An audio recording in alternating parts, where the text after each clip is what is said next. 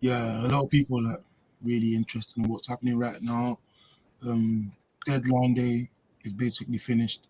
There's still some deals that are not complete yet, but yeah, the transfer window is barely done. And before we go into it, I just want to introduce everyone. We've got Z,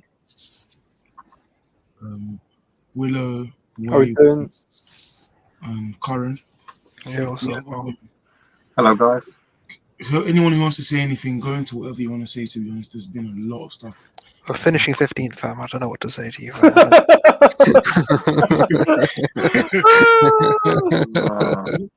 Nah, it's calm. We'll do our revised predictions, but I don't think we're finishing 15th. That'd be silly. It's been a mixed window for us. I think it's been a historic window, and just interesting to see what you guys are thinking. I know what I think about in terms of score wise, in terms of this window for us, and I'm curious to see what other people think as well. Should we start with that? Should we all just go around and say our numbers on score? I mean, it sounds like we're lining up for prison, but yeah, go for it, mate. Let's Yeah. just do it. Hey, talk about lineups. DK, why don't you go first, mate? Yeah. Yeah.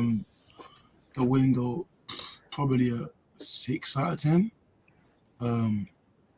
I think most of these signings right now look worse than they probably are, just because there was not a really marquee like main man that we all expected to come in, regardless of the price. But like the standout to be, he's the guy who's gonna change us. Like these all, there's these no all wow improve factors us, there.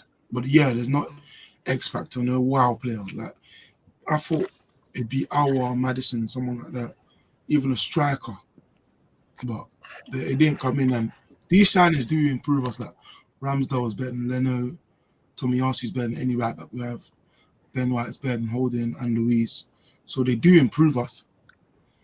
And Odegaard was here last year, obviously. So they do improve us, but there was no serious like oomph to the window.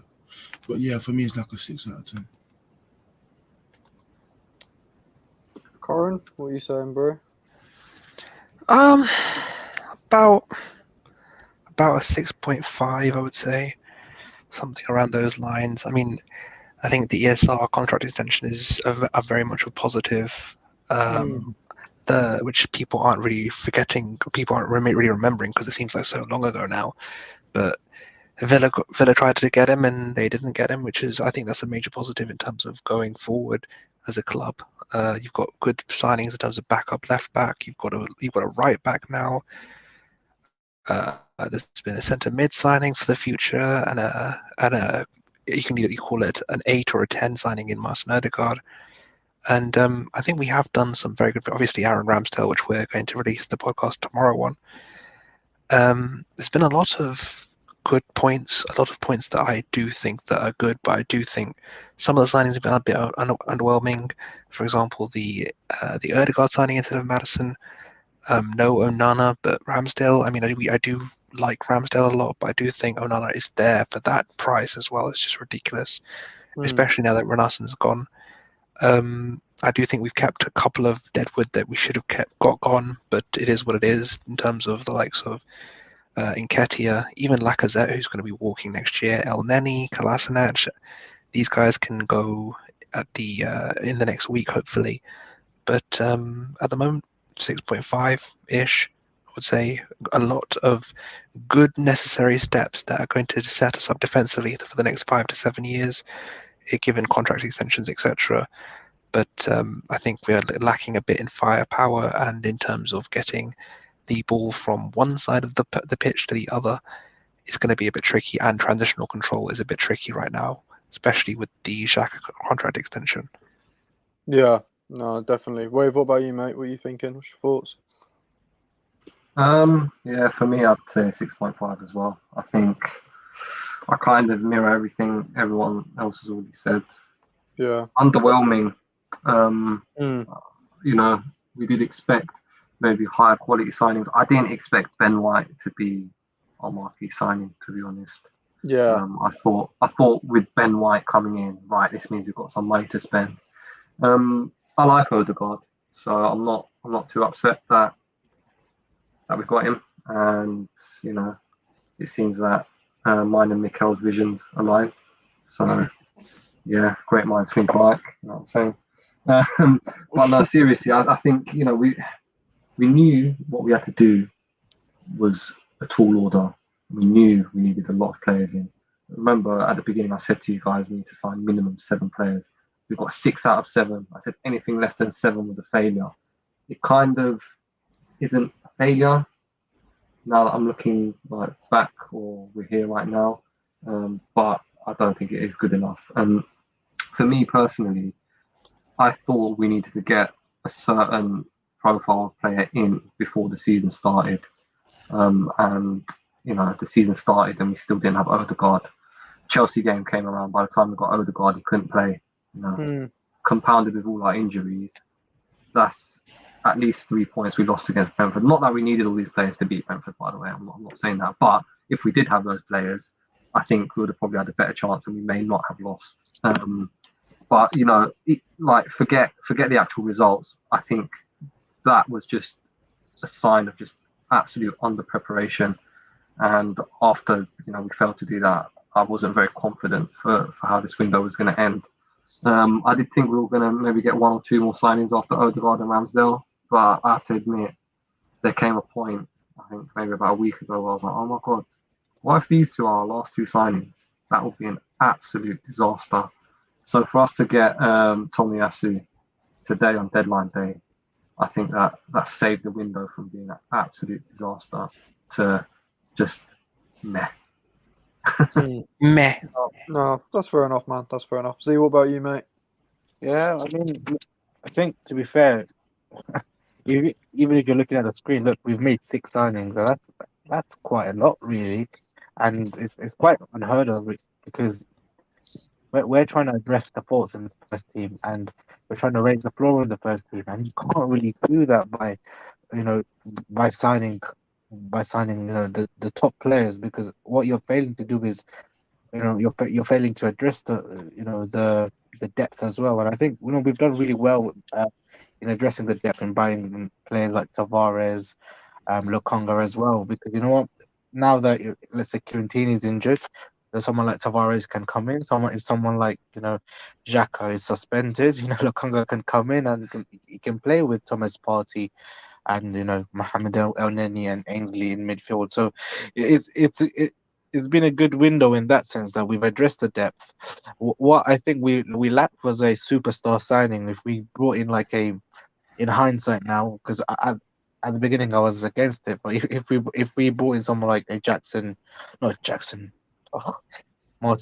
Martinez and or Lautaro Martinez. Jackson Martinez, mate, you've was a gone good back player, to 2015. Emi Martinez, maybe. Don't know. Jackson. I was going to say Martinez for some reason. Yeah. Anyways, Lautaro Martinez, or even like a Tammy Abraham. Like, I think people would have been a bit more excited because you know what, they would have seen something different in attack, and it's something that we haven't actually addressed massively under Arteta, is that we have not really brought in a huge number of attacking players. So I'm hoping in the future upcoming windows, especially in January and next summer, we address the attacking position, and I think we will be forced into doing that anyways, because we'll have a lot of players leave on a free, and some players might just be surplus to requirements, including like probably someone like Nicolas Pepe or something. So I think. Yeah. Sorry, go ahead. No, you finish point, bro. Finish point. No, yeah. So I think it's a step in the right direction. You can't address everything in one window, and that's a fact. So we've done what we can. Once the players leave in the next windows, we'll be able to add onto the squad, and I think we'll be in a much better place. And we'll come back and look at this window and say, you know what, it has been a relative success. Yeah, I think we can look at. There's 6 players you can see at the bottom. Not one of them is over the age of 23. So I think that's a positive that we're getting younger, hungrier players that want to win and haven't done so yet. So I think that is a positive, and also younger players are easy to mold into what you want them to be than if they're older. It's a lot harder to actually change the way they play. So I don't know. I do like some of the signings. I really like Ben White as a footballer. Really like him. Martin Odegaard, not as keen on. It would make sense if another player came in. It's just I do look at the 6 players as well, and I see only one attacking player, and you think Reece has gone on loan, Williams gone, Özil went last Christmas time, so it's just like we do need more attacking reinforcements. So I'm hoping, but there is space in the squad, so hopefully we can address that in January or maybe next summer. But I don't know. It's a mix for me. If I am rating it because of the outgoings, I liked how we got rid of Joe Willock. I think really good deal, 26 million plus we get sell on. But I don't know. We needed more outgoings, and we didn't get rid of a lot of the deadwood. I mean, there's Turkey's still got an open transfer window, so you could see the likes of maybe El Neni and Kolasinac go. But if I'm rating it, I'll probably be harsher than you boys. I'll probably rate it a 4 and a 4 or a 5, maybe a 5. There are good points. I like Ramsdale. He'll improve us. Tavares is a good backup to Tierney. Lokonga, captain of Anderlecht, very good character of player, and he's shown to us his quality already. We'll see. I think we'll see. It's a decent window. It's an okay one. What would have made it a 6 for you? I'll tell you what would have made it probably even a 7 is that good. I think I'll harp on about it is Basuma. Basuma solidifies me. So yeah, CK knows. He just transforms it, man. Like he's so good. He fits us like a glove, man. He just helps you in so many different games and so many aspects of the game. Yeah. I don't know if nihilism is being sarcastic there. He is, man. He is. Yeah. I mean, let's be real. He does assimilate into the squad very easily, and it would have been a very good signing if we did get it over the line. So that was a good one. Finally. It would have been nice to get it over the line, but it is what it is. And we always move and live another day. Hopefully in January we can get a couple of pre-contracts. Kamara over the line. And if we can do that, then then Kamara didn't end up moving to Wolves in the end, did he? Exactly. Yeah, so that's good. But are we, we were looking at him, or are we going to look at him? I beg we do. Players just seem like makes too much sense for us to do it. I kind of see Alana, yeah, but at the same time, I feel like he was a stopgap option. I don't think he's as good as people think he is. He's got a lot of mistakes in him. He is terrible at commanding the box. If we want an improvement on Leno, it's not going to be much of an improvement. He opts to punch it out quite often. Sorry, what did you say? What would have made this a 10 out of 10 for you? A 10 out of 10. I'll tell you what would have made it an 8. I think, like Willow was saying, the central midfielder signing. If we got the 7 out of 7 players that I wanted at the beginning, that is the 2 CMs, the right back, the attacking midfielder, the right centre back, the left back, backup, and Goalkeeper. And goalkeeper. Yes. So if we got those 7, I would have said 7.58 out of 10. The difference between an 8 and a 10 out of 10 for me is the quality of player we would decide. So say we got Hakimi at right back instead of Tomiyasu. I mean, I'm trying to think who would have been a good right centre back replacement, but then I kind of understand people's gripes about us spending 50 million on Ben White when we had Saliba there, but then there must have been a reason why Mikel decided to do that. I try and think logically, and I try not to be too emotional about it. There must be a reason. He obviously knows more than us. I think with the Ben White thing, I think he wanted to play high line, force the high line, and the only way you do that is to have 2 starters, obviously Gabriel White or Gabriel Saliba, that can allow you to play the high line, and then if one of them gets injured or a red card or something like, or just tired, you have a third one that can come in and you can still play the high line. Because if you're seeing with us now, is that Mari and Holden can't do the high line. So Cabral and White are injured and the high line just completely goes. And everything, all the build up we were doing in pre-season completely changed just from 2 injuries. So I think that's why another reason why this Tomiyasu signing is good. Because if someone does get injured, he can play centre back and do the high line. But for me, a 10 out of 10, if we got our Bissouma on top of what we got, would have made it like 8.5, 8, maybe even 9 out of 10, to be honest. But I mean, like, yeah.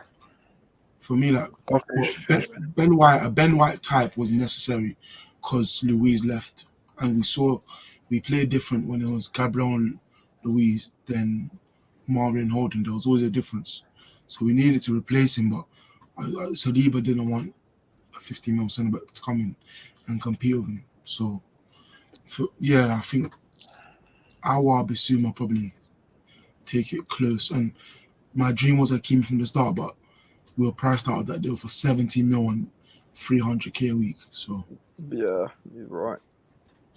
Yeah, I mean, let's be real. If we couldn't get Hakimi, we needed to attack a hero. So it's something that we should have really gone through really and made sure we got over the line. So I'm very happy with the signing, and it's been a very good. I mean, I have couldn't agree with that. when I did scout. Well, you went reverse, fam. You went from new to old. I don't know No, why. I mean, like, I don't think we're gonna finish 8th again. Oh no, not 8th. God no. God Yeah. no. We'll finish either 4th or 5th. My head saying 5th, my heart saying 4th. I think someone. I don't think we'll finish 4th, Karen. I'm not gonna Bro, lie. no European football and a stable squad. I think we can do it. I don't know if we will do it. Well, we're a Yeah, couple I injuries think away from capitulating. everyone Fam, is. we've already played both Champions League finalists once. It's not going to happen more than once. Samuel, but let me ask. But listen, there's a lot of teams that have kind of strengthened this year. So it's not just them two that are able to hurt us. We saw last year, every team literally went into those games thinking we could get something out of this, and I don't think that would have changed. Especially seeing how we started our season, I think every team is going to. I think that's a good thing, though. I think we play better when teams believe that they don't need to sit back.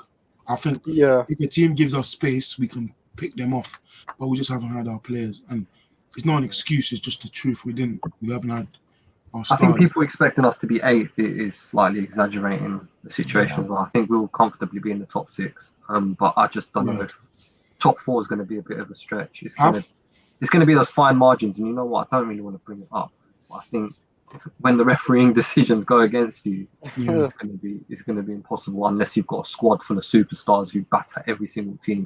Like you need to have a squad so good that refereeing decisions are irrelevant because you're smacking teams up. Even when you have that, you see, it still can cost you that, or it can still benefit you. Like United they were a good team, but their results have helped them. The refs have helped them. Same as Leicester. Yeah, United weren't even that good. How many penalties did they get? It was literally the penalties that was winning them like games. 10, I think. Something ridiculous. Like that. They got more penalties in that season than we got in like 5 years or something ridiculous. Yeah. That's bias to me.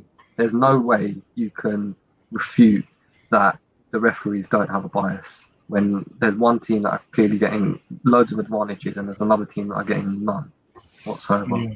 And we're not even the only team. I'm not going to act like all the refs are always against Arsenal, but I think it is mainly against us. I don't want to start going down some conspiracy theory rabbit hole, but honestly, people just need to watch the games closely and just see how many decisions don't go our way. I think our squad is definitely a lot stronger than what it was last year. We've got a lot more options, and we do actually have proper positions now where where we do think about injuries, like Kieran Tierney being out. We had to play bloody Cedric Suarez at left back, and now it's a Travares who actually is he won't cost you as many points as what Cedric Suarez will do, and it's also like how you actually change the play. Like when Partey was out, you had to change the complete system on what you were doing. You had like El Neni and Xhaka in the system.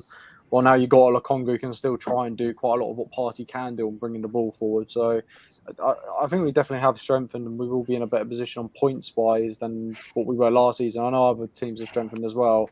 I must agree with you, Wave. I don't think top 4 is realistic this season, especially if you look at everyone else's squads and what's kind of going on with their dynamics. But I don't know, fifth or sixth for me. Yeah, Samuel, what do you think of the window, like overall the Arsenal window? Yeah, so first of all, thanks for having me, guys. I think when I look at each of the players individually, I can't say that, other than maybe the right back, that they're bad players. I think all of them will come good in the long term. Obviously, the right back, I haven't really seen him. Tavares, I'm not totally convinced by, but most of them, I would say, yeah, they're here for the long term. So individually, they're good signings. My problem is in terms of when I look at our midfield and when I look at our attack, I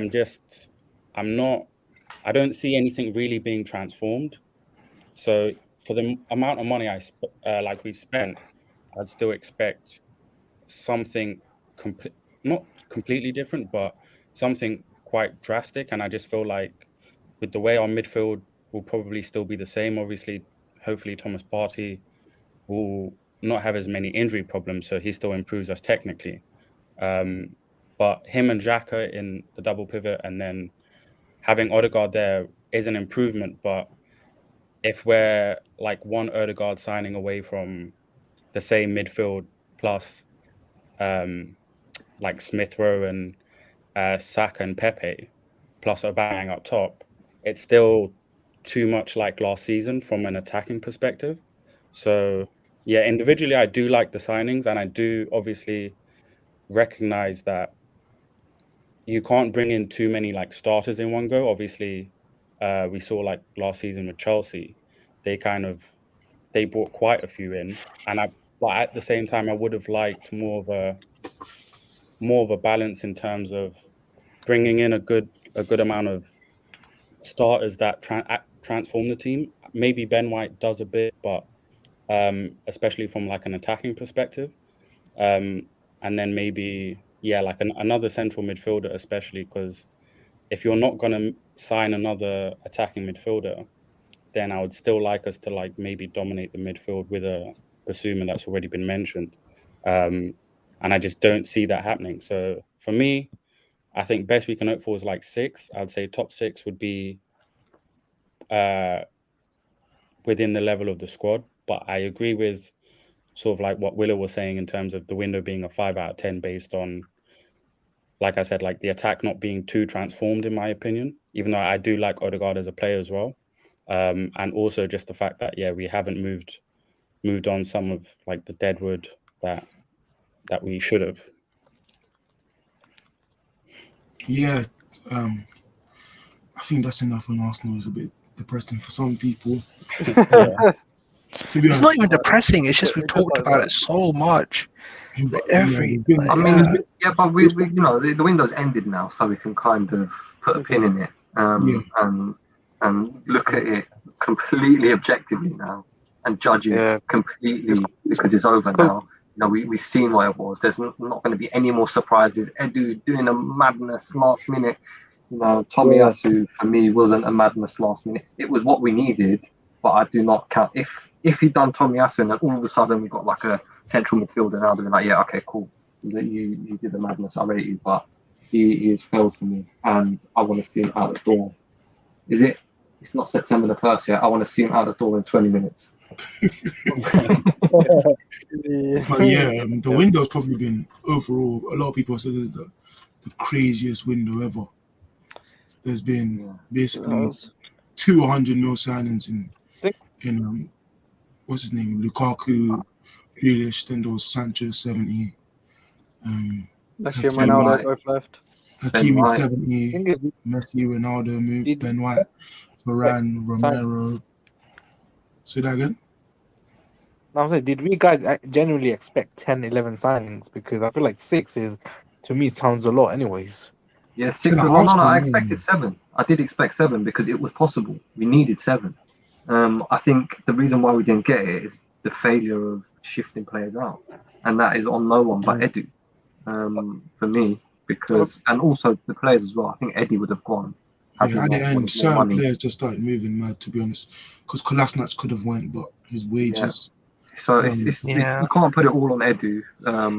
It's it's a problem that Arteta and Edu both inherited. But I really did think he was going to do a bit better than he did. Not even a bit Yeah. better, a lot better. He could have needed done to do a better, lot but better. in the end, it would have looked better if those because Kolasinac and Eddie going makes him just look a bit better, to be honest. But wages are something that have probably hurt us a lot. From all the old regimes that have been here, they keep putting people on big wages, and it's killed us selling players. But let's move on from Arsenal and maybe PSG. Let's talk about PSG. Now that is what you call It's a career a mode window. It's a career mode window. Yeah, that Yeah. they literally signed Messi. Did they get Nuno Mendes? Is that over the line? Yeah, I think they did. Yeah, 40 mil. Jesus Christ. Yeah, I think PSG had the window every Super Arsenal team, fan was fam. promised they were going to have. They have the window of like the best in history, probably. Yeah. 100%. Especially if you see the kind of prices they got for everyone. Like getting Donnarumma, probably one of the best goalkeepers in the world, and is definitely going to be for a free transfer is unbelievable. 22 years of age. Getting Hakimi, who's one of the best right backs in the world. You know, they got him. I think the initial fees are around 54, and it can go up to 70 million. And 300k a week.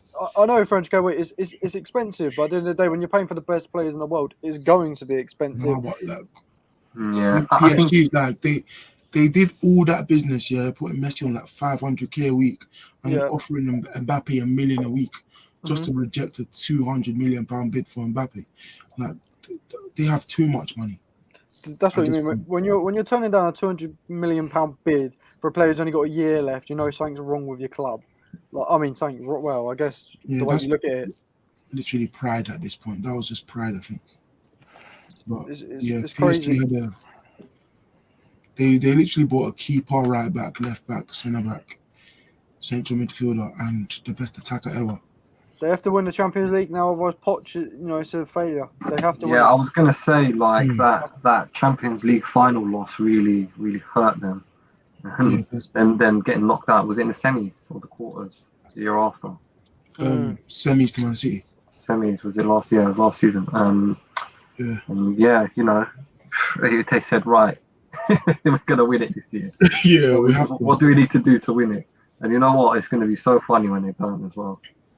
But there's only been a couple times that the clear favourite has won it. It was that crazy Barca team, Madrid, crazy AC Milan team, and Real Madrid. Yeah. Everyone won it 3 years in a row. I think they were favourites, probably those. They were favourites, but like before that, like when Chelsea won it, they weren't both times. Chelsea won it, they weren't favourites. Definitely not. Listen, I'm going to be a bitter Arsenal fan, but didn't deserve either one. Yeah, they weren't. When Liverpool won it, they weren't favourites. So like a lot of the teams that win it aren't the favourites, and it's like AC Milan was the clear favourite, and even they lost it to Liverpool in the final. So it's like the clear favourite rarely wins it, but they're gonna keep revolving managers till they win it. Yeah, all I'm saying is PSG are locked off on FIFA. You ain't allowed to use them against your boys. It's not fair. Not fair. Oh no, man, PSG. Yeah. How we doing? How we doing, people?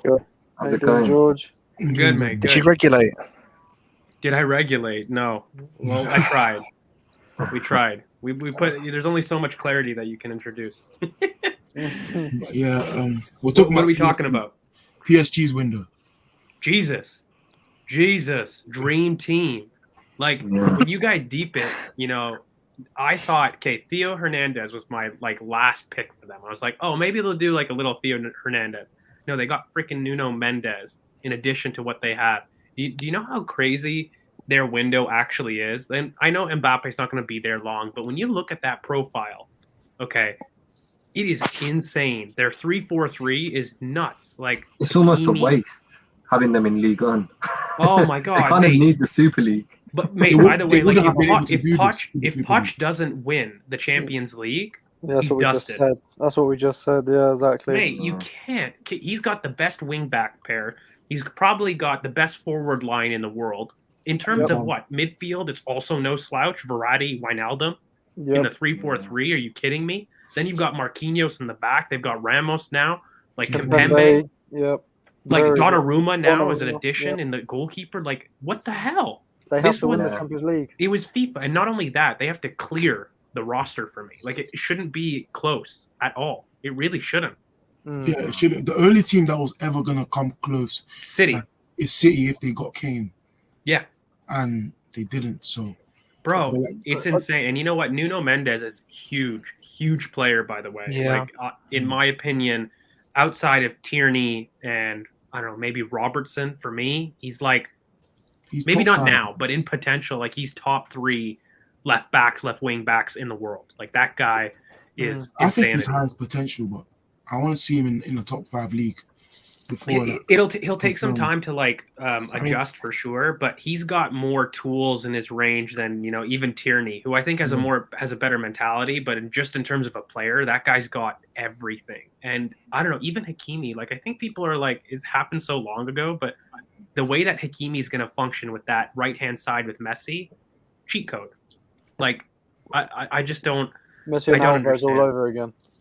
Yeah, 100%. And you know what? I don't know. Maybe just like my own thoughts are, I don't know why Mbappe is leaving unless he wants to cement himself as the next superstar right. of the Yeah. world. He wants to be number And one. to be fair, when you look at Real Madrid, by the way, who they're going to be the PSG next summer, because when you deep it, they're going to have Pogba on a free. I guarantee it. Probably they're going to get Mbappe on a free, and they're going to try to go for Haaland for 75 million quid. And so what you've got now, those 3 guys, in addition to Camavinga, what they've got, like it's insane. And you know what? People were telling me that the Super League being dead didn't matter. Like it's been crazy, guys. I think this window. Can I just quickly say, Saul has ended up going to Chelsea. Well, how do you guys feel? I'll be quiet because For me, on the Saul, I would be upset. For me, on the Saul, I think obviously he's a good player, versatile player, but for Chelsea, he really doesn't move the needle, especially if they're going to move to a forward at the back. He's not elite in any position.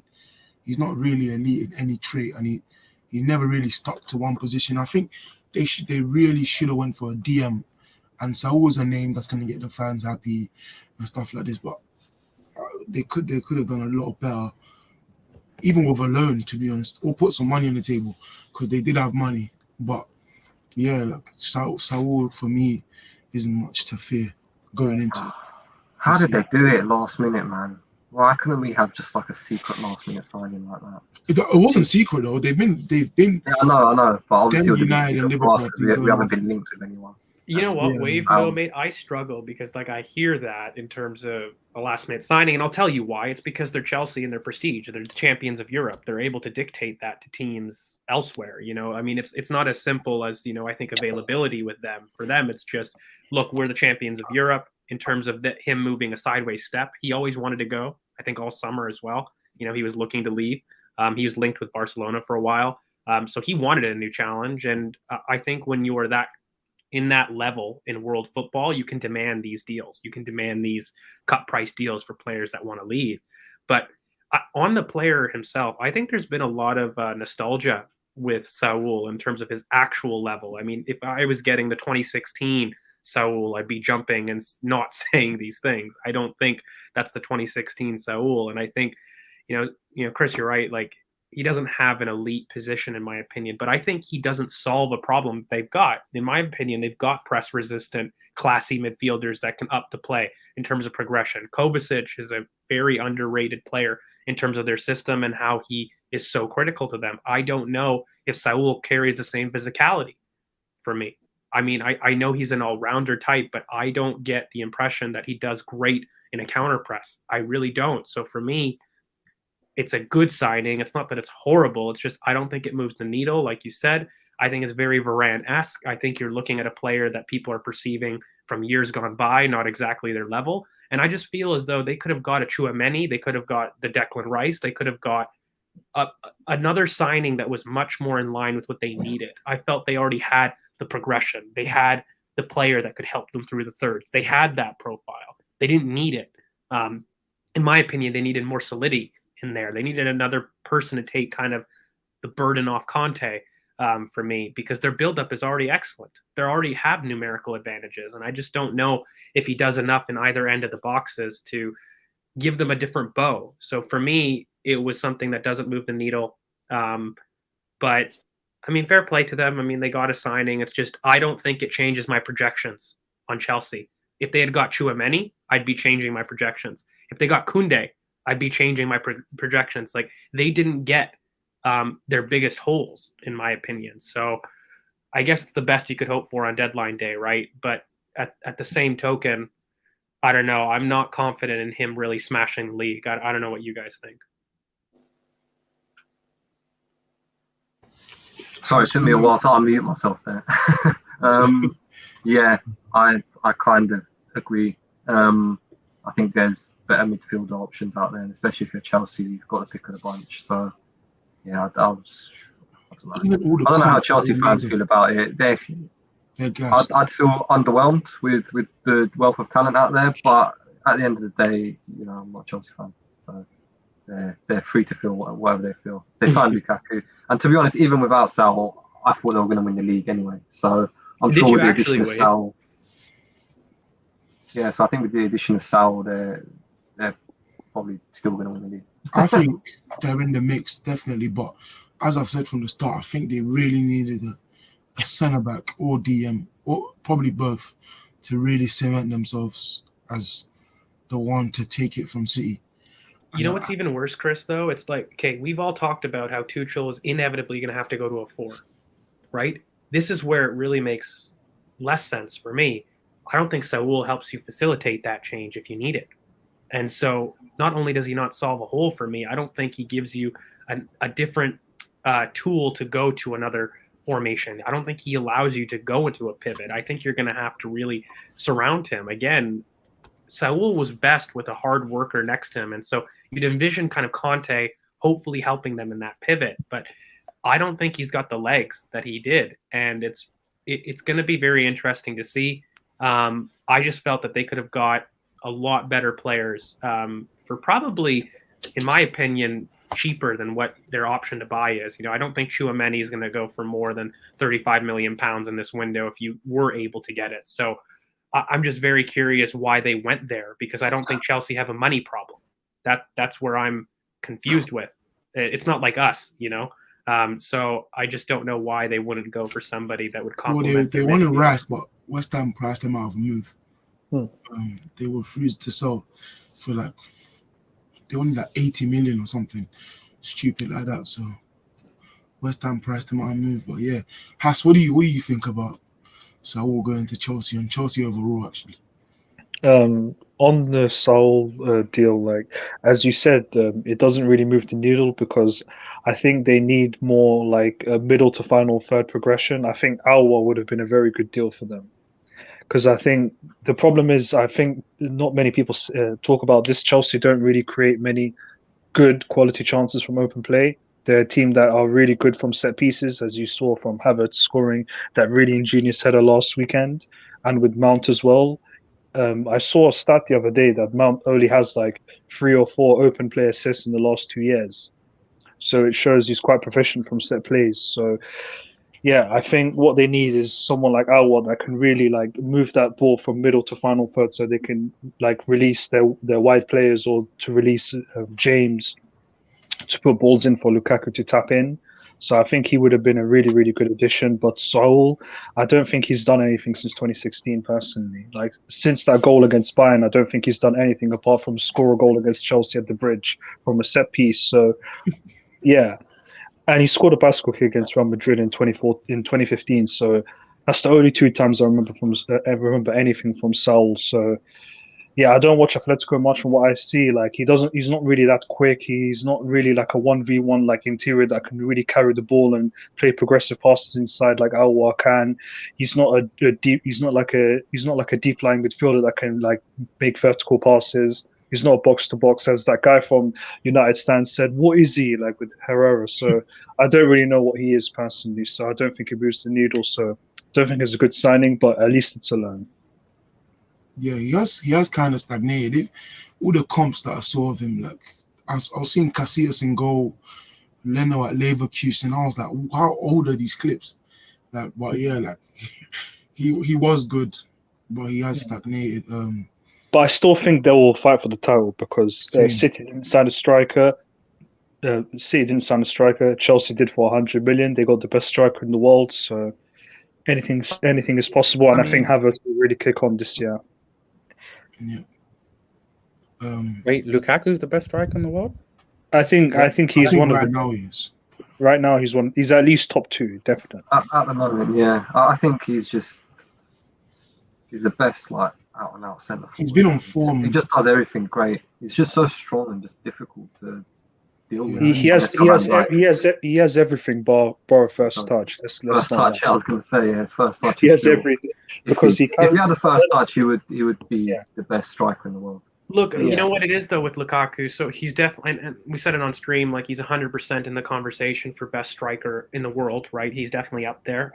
But I always felt that we wouldn't see the same Lukaku as Serie A. And to be honest with you, I don't want to be premature. I'll give him some more games, but a lot of the fears that we had going in with Lukaku about his pick and roll turn, I call it, to coin a basketball phrase. So it was his idea to kind of pin his marker and then roll them really quickly and burst into space.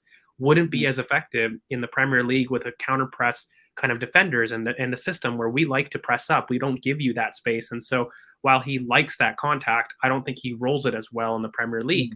And I think we saw that even at Liverpool, he wasn't as effective. And he will absolutely score goals and he'll definitely help them contend for the title. I just feel as though, we're going to see a Lukaku that wasn't what Serie A provided, but still give Chelsea the edge in terms of their output that the system needs. Because again, I don't think they create high quality chances, even if it is plentiful in the system.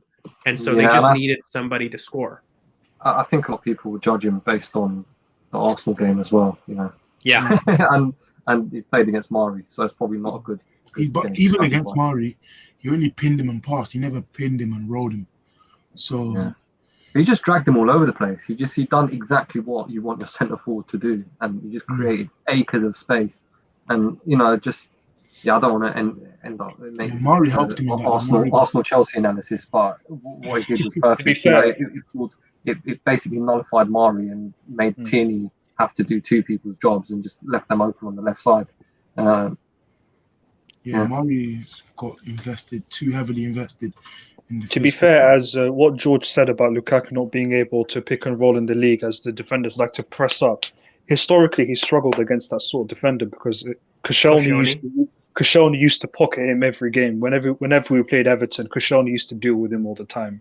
So it makes me wish if Gabriel was fit, I think the game could have been probably different. But 100% with the pocket, man, it would have been 100% different. This is why I kind of get angry when people are saying like, "Oh, what difference would these players have made?" It's like, what do you mean? We literally had our two starting centre backs out. We had our starting midfielder out. Like, these are big players for us. Our team can't afford to lose these players. In a team wave that, by the way, lack any kind of 1v1 dual experts or transition control. Like, I mean, it's almost as though, like, you've got a chair with 3 legs and then you kick out one of the last remaining legs and say, yeah, go on, stand up on your own. And it's like, look, I get that, that's not the greatest chair. We could get a new one, but it still has 2 freaking legs. So that's why it's falling. So, yeah, it's a tough one, though, because I think, look, I don't want to go too deep where I think Lukaku is a good signing. Don't get me wrong. Like, we smashed him in a sense. He's absolutely a good signing. I don't want it to get across. No, he'll do well for Chelsea. But I will caveat it, too. That deal is probably not going to be looked at great unless you're Chelsea.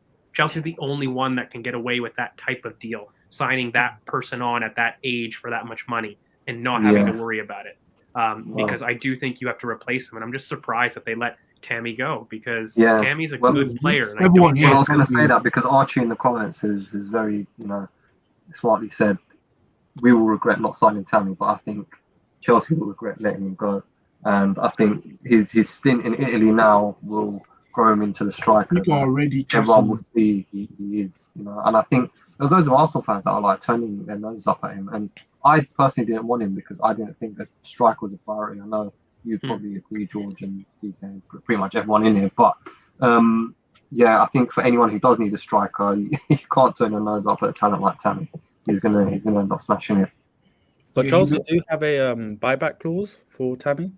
Yeah, it's within Yeah. 2 years. It's active. Oh, Yeah, okay. but you can't activate that with Lukaku still there. Yeah. Yeah. Okay. So The thing is, with both from Romelu and Tammy, Tammy is Cobham, isn't he? He's just that he's their guy. And if you're going to give anyone a chance, it should be. I would say you would give Tammy a chance. He has all that you want in terms of being the striker that they need at the time. But this Lukaku move is a bit of a romantic move, isn't it? They want him back. They thought that he's the guy, and he did try before, and he is one of the, you can argue, one of the top 3 strikers in the world. It's between him, Lewandowski, and Benzema, isn't it? It's not like there's Kane it's not- exists. Well, you know what, guys? Can I I pose don't to you a think question? Because pure 9, man.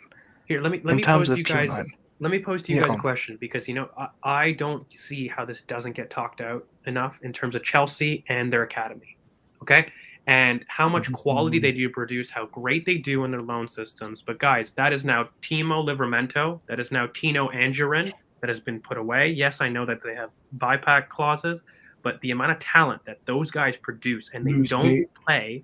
Lewis Bate, yep, Callum Hudson-Odoi, Tammy, like the only one succeeding is Mason Mount in that team.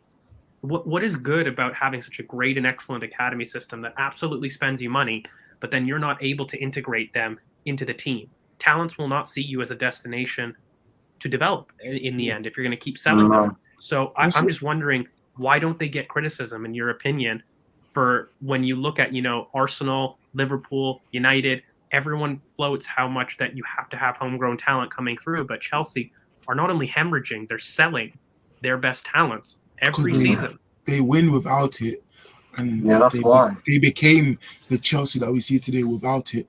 So, and even though they have every year they probably have the best academy in the world, and they produce like ready-made talents by 20, so many of them, because they're on loans by 17, 16, 18. Chelsea are loaning their players out every year, so their players are ready-made by like 20, 21. That's why when Lampard had the ban, all these players come in, it looks like we just bought new players. But I think just have the Chelsea's money. not the only one either. If you look at City's exactly the same. Who's going to come up through City's academy? Probably only Delap, I can see so far. Yep. Yeah, Foden's City's exactly the same. It's just, I think it's just the way these clubs are run.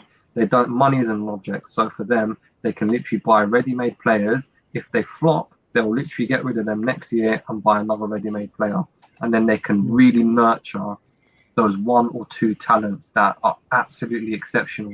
Whereas the flip side for us is we need to rely on any young talent with a semblance of star quality, and quickly and maybe even prematurely boost them up to the team. How many young talents do we have? Like, we've got Martinelli, Smith Rowe, Saka. I was seeing people saying, we should bring Aziz into the midfield this year, and I think like there's so many young players that we just put in on like in the spotlight, and I don't think it's necessarily perfect for their development. I think Smith Rowe, Saka, and Martinelli are outliers because they're just exceptional. I think we got lucky with them.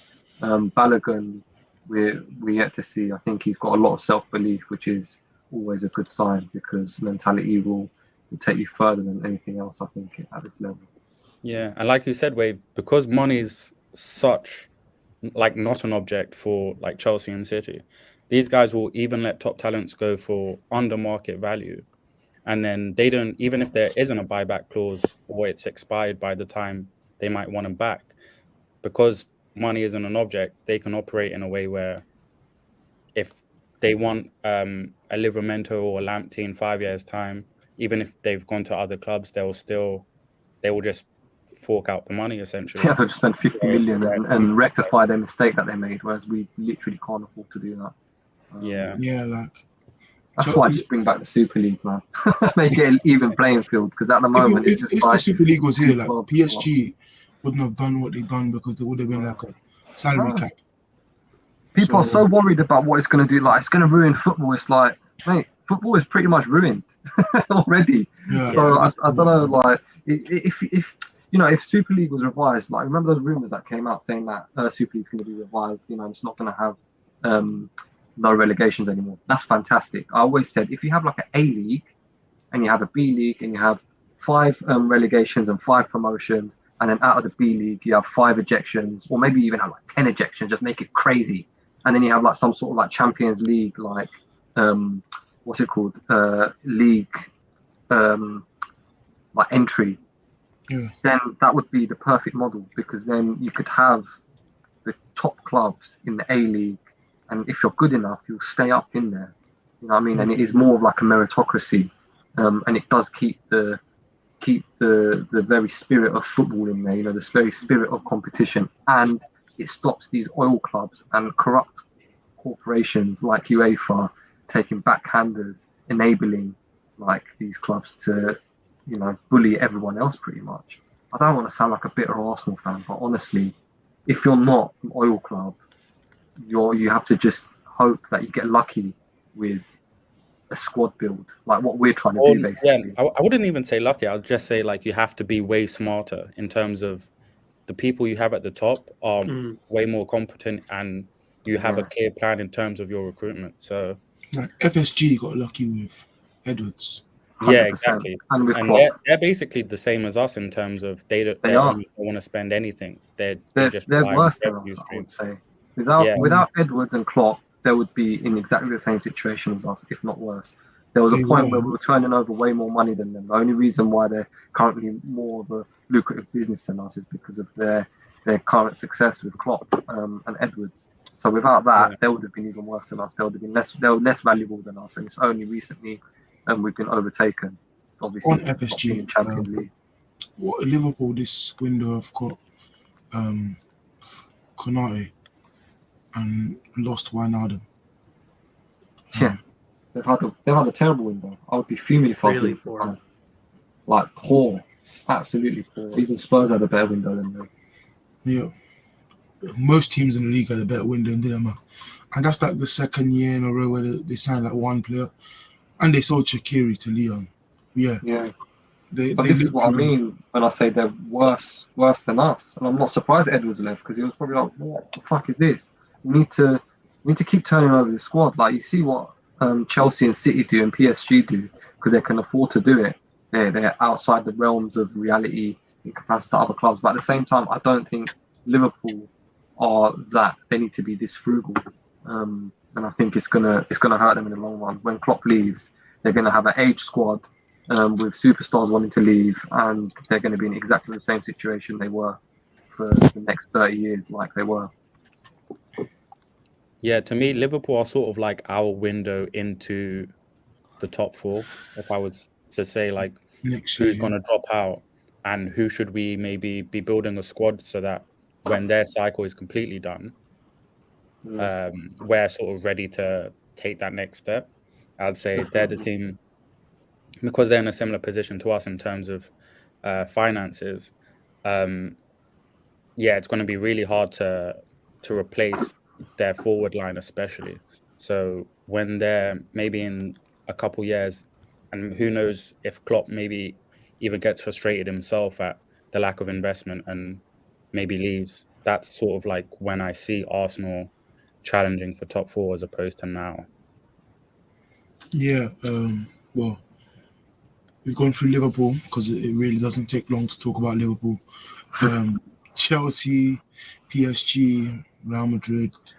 It's been a Liverpool window for them. Let's be real.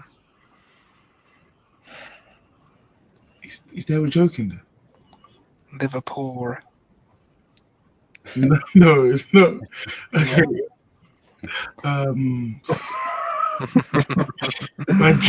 Guys, okay, one quick question, because did you guys talk about Ainsley Maitland-Niles yet? Nah. No, have we done any Arsenal yet?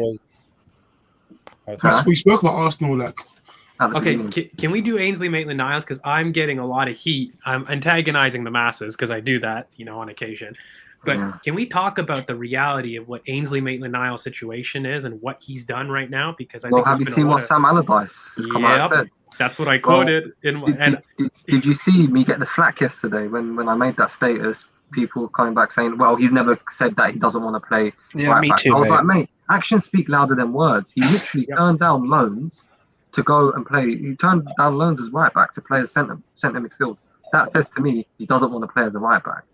Then Sam Allardyce, I quoted an old Sam Allardyce quote at the end of the season where he said he should play where the manager says. That's kind of pretty much an indication saying that there was an issue of where he wanted to play. And now today he's basically said he wanted to play central midfield. He didn't want to play right back. Well, that's why I bring it up, and because okay, look, because people keep using it as a way to hit the manager, and I'm getting really tired of people not using and the club. Like, I don't get in what way do you believe that a player speaking out on social media was okay?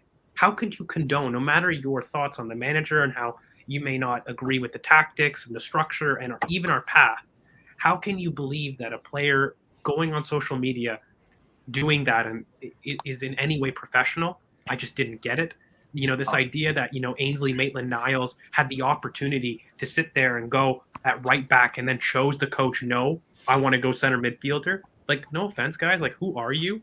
You're a youngster. You play where you're told as a coach. And as soon as you start doing that, you open your door to everything, to the Mesut Ozils, the Alexis Sanchez's, those types of players. And by the way, Ainsley has no talent like that, which is crazy to me. So when you start to open that individuality like that, how is that acceptable? And I just didn't understand the defending from fans. Look, I ultimately hope that these clear the air talks mean you can move on and, maybe, Mikel can maybe take away the myth that he's too stubborn to reintegrate players. Like, I do hope that's the case, but I just can't believe that we had to sit there and basically say that Ainsley didn't dictate his future. I don't buy that narrative. The man absolutely said, I want center mid and nowhere else. And then he's popping up, I'll play anywhere. I just love to play. Come on. Do me a favor. And it's not like he... Oh, sorry. Yeah, I was going to say, it's not like we've had loads of offers and we've turned them all down and he's been held hostage. It's like Everton came in for him, and within a few hours of us rejecting what was apparently a really poor offer, he's just gone to Instagram straight away. And then it's only today. That's all AD Ward, man. It makes no sense. You should have. That's his agent, man. 100%. You saw it with the Sterling saga with Liverpool and City. I just think he's always had poor guidance his whole career, basically. Yeah, I think it's horrendous guidance. If I was him, I would look to get a new agent. It's really hindered him in his career. And guys, we know who his agent is too. AD Ward. Yeah, AD Ward. So. There you go. And I think people are genuinely not understanding the gravity of what he actually done. I don't think I've ever seen a player act so unprofessionally for Arsenal. I think what he did was mental. Like, I can't explain it. You literally cost the club money with your actions.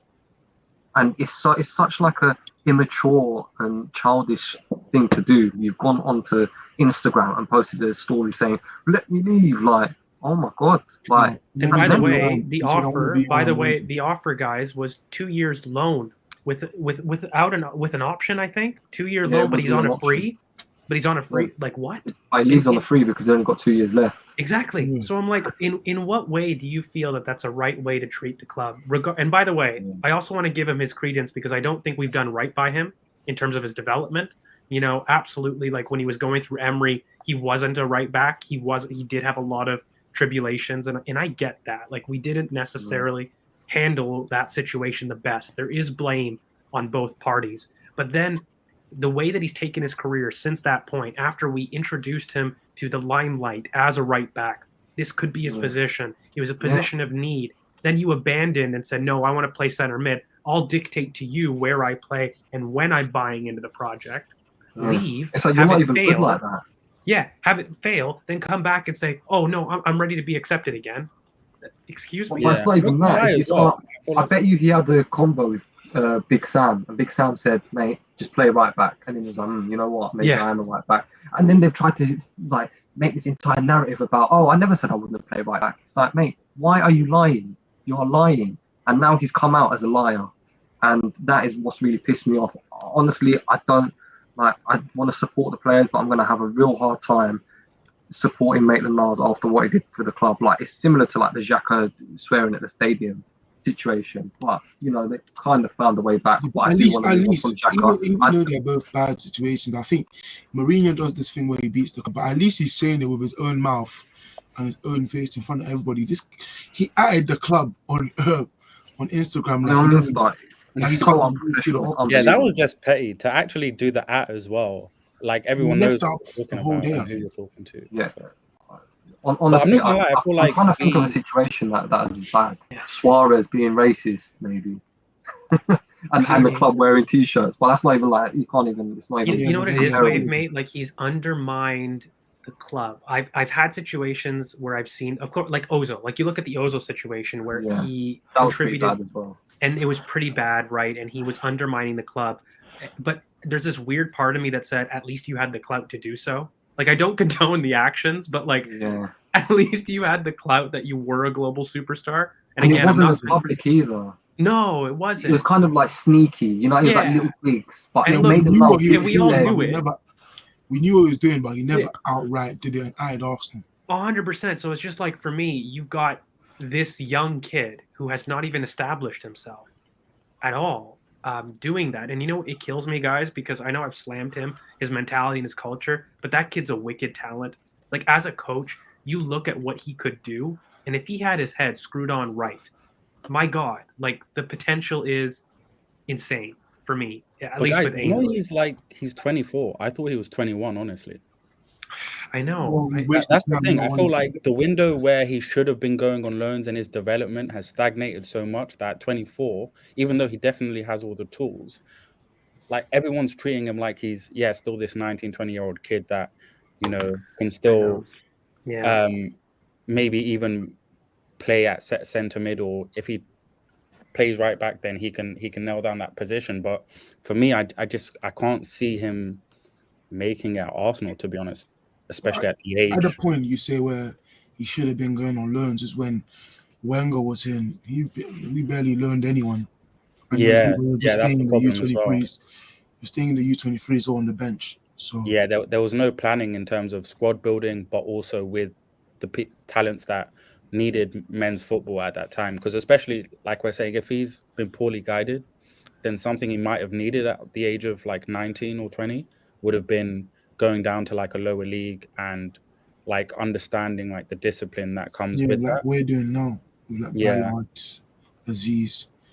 But yeah, like Ainsley is a massive talent, and I think when George said like, "Who are you?" I think he meant like you haven't established anything, not the talent itself, but like Yeah, he when you're hasn't still so established. unproven, it's the last thing you should be doing is doing things that defame your own character, because Yeah, other teams are looking at you as already an unknown quality, quantity in terms of talent, but then they're also looking at you like, okay, if he's willing to do this kind of stuff, then yeah, it's just not going to be a good look in terms of the character that they're going to bring in. and the club's already looking bad right now. Mm-hmm. He goes and does this and just makes people go against the club even more. Yeah, the way the Wow. media hammered Arsenal yesterday after it was Yeah. insane. Like literally, it was just one after the other. It was like if anyone's ever got like beaten up on their birthday when like at school, it was just horrendous. It's like everyone's coming up to you, giving you a punch because they just can, basically. So it was. Zico, what do you think Yeah. about Ainsley in general? Like, what's your opinion on the whole situation there? With Ainsley, I can kind of I can kind of feel where he's coming from, because he hasn't really been given a chance. If he wants to be a right back, Arteta should have played him at right back if that conversation was ironed out earlier.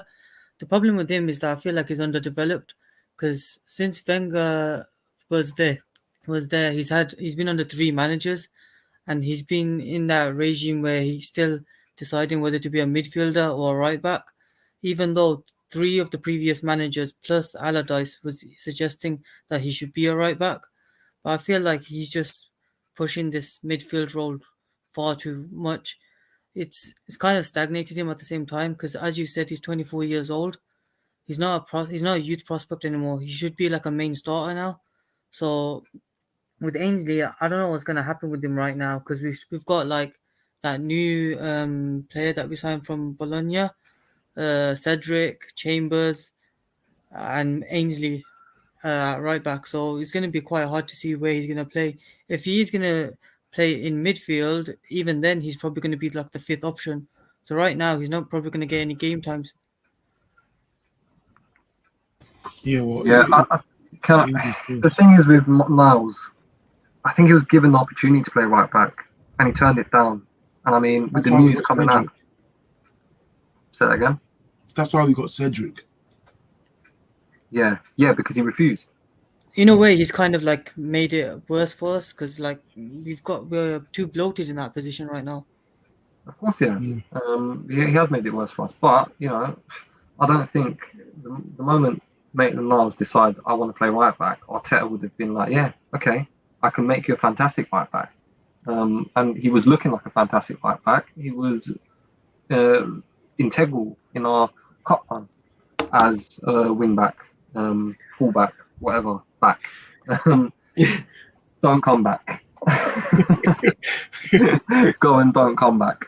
But yeah, I think, you know, with the news coming out of Allardyce saying what he did, that just says to me exactly the situation. And The worst thing is, though, Arteta wanted him as a right back and he refused to play that. The ball has always been in his court, to be honest. In his own career. I don't blame the club at all. Yeah, for me, like the ball's always been in his court for the right back thing, because now he probably has because Bellerin's gone on loan, obviously, but he's probably gone, and there's no really clear number one, so he's either going to play in midfield or in right back, and he could take over, but Tomiyasu's there now, who's also a good player. But look, Chris, you know what I really do hope is that these clear, because I am a redemption person. I hate that the culture, what he's done is really bad. I just hope that maybe Mikel can salvage this, because he has this perception about being uncompromising on certain things. And, you know, if he's willing to come back and they have truly had clear the air talks, then I'm fine as long as Mikel's fine with it. It's just, as a coach, I would struggle to reintegrate a player like that personally. I'll be honest with you, as a coach myself. And I would totally not hinder Mikel if he feels that way, you know, because I feel as though he's undermined his authority. But if in the end he has said, look, we can move on together, and they do in fact integrate him, then it's only positive for us, because he is a good player. I don't know. I just wanted to bring it up because I felt as though the almost the narrative of his story was something to beat Mikel with for other people. And I just feel as though with these quotes to come out, it's amazing that context comes, you know, like last night, Eddie Nketiah was the fault of Edu, and it turned out he's the one that declined the move to Palace on personal terms. I mean, we agreed the deal. It just goes to show there's these people that are just like frothing at the mouth for a piece of news to meet their agenda, when it's definitely like I'm not saying that we're faultless in what we do. No, exactly. We've made a lot of mistakes, but it's not the complete opposite either. Mate, you know what it is for me? And we aren't faultless. Let me get that clear, because we do a lot of things wrong. For example, this idea that our midfield's complete right now, I'm not a fan of. Did we need something else? 100% in my opinion. But what has upset me is in the past, I don't know, I'd say 6 to 8 months, our fan base has accused Oba on 3 separate occasions now of downing tools, lacking motivation. Okay, and in each of those times in the last 8 months, guys, he's been through this, from malaria, his mom, and COVID. And people, I think he was having family issues as well. Yeah, and it just, they make up narrative and conspiracy theories, and I'm just like, why do we do this to ourselves as fans? And I don't know if this is an Arsenal thing or elsewhere, because I'm struggling to see the level of conspiracy that we do, because we seem to find a divide that something's wrong, and we have this weird opinion that when things go wrong, it's one facet, it's one variable. If we remove that one bad problem, our fortunes will turn. Guys, it's really not that simple. And I just feel as though there's been a lot of cases where Mikel hasn't gotten it right, and it's not a manager debate at this point. I'm just very frustrated with fans not backing the club, maybe, and I just wanted to have a little conversation about that and how. Yeah, I was going to say on that point, fans not backing the club. I don't think it helps when the media is literally against us. Like, for example, the City game, where BT Sport showed the image of our fans celebrating. Sorry, Which I'm doing wasn't like true. air quotations. You can't see me at the moment. Yeah. Celebrating the fourth goal when actually they were just singing Smith Rowe and Saka song. That just goes to show, the media building this narrative, and it's like this vicious cycle where our negative fans kind of feed on it, and then the media give more, and then they feed on it and they give more, and then it's like, you as fans, you're not being fans, you're not supporting the club. It's because There they is a know. certain level of support you have to give the club to consider yourself an Arsenal supporter. Otherwise, you're literally as bad as rival fans who banter us. Like, come that's on, what man, I- you have to defend your club. I grew up. That's Like, what I'm as- saying. it's meant to- I have this huge problem about, backing. The only thing I'll say is you cannot agree with everything. And by the way, I'm not saying that you have to. I don't think backing the club means that every decision is 100% correct, right? The thing that I am saying is when it leads to character assassinations, can we just all agree to leave that out? I don't know why we make those assumptions on players without having the facts. Because, guys, it always comes. First, it was Mikel saying, we just want Saliba to go out on loan. And then it turned out that, Saliba himself denied a Newcastle loan, which I wasn't a fan of when I found that out. I felt he could do with the Premier League loan, but I love the player. But it's just that context and how that story gets spun is very, very different in the media. We know that they're going to be negative to Arsenal. I just wish that fans would, at the very least, not abuse or criticize, but give the club the benefit of the doubt and wait for facts. For example, if you see Brentford as a match performance, which is just horrific, and then we learn that COVID happened and that game should have been canceled where 4 of our guys got COVID, there was a huge disruption. It's just, it puts it into context, and I'm just not a fan. It changes the context completely. Yeah, I'm just not. Maybe it's just who I am and how I support. I just wanted to have a conversation about fan support because I'm seeing a lot of divides now in spaces in online communities where you're just in or out. And honestly, guys, I don't care. Look, everyone knows who I am, and I'm proud to say I'm a Mikel Arteta in person. But it doesn't matter. Like, we are Arsenal fans, and I just feel as though we have these factions in our fan club for years, and it started from Wenger. And I just it started with social media as well. I think it's people want to belong, and it's like, mate, you used to belong by going to the match together and supporting your team through thick and thin. And like you said, we don't have to agree. It doesn't mean like fucking agree with everything that we do wrong. Yeah. it's not blind support, but it's like you have to support your club in the right times. If it's like, I think my good friend Harry put it the best. So he said, if it's like 50-50, if it's contentious, you always back the club. Don't start going against the club. And I think with this whole Maitland-Niles situation, especially, you kind of saw people weren't backing the club where they should have been. And you know what? They were wrong. They were categorically wrong, and it's been proven today.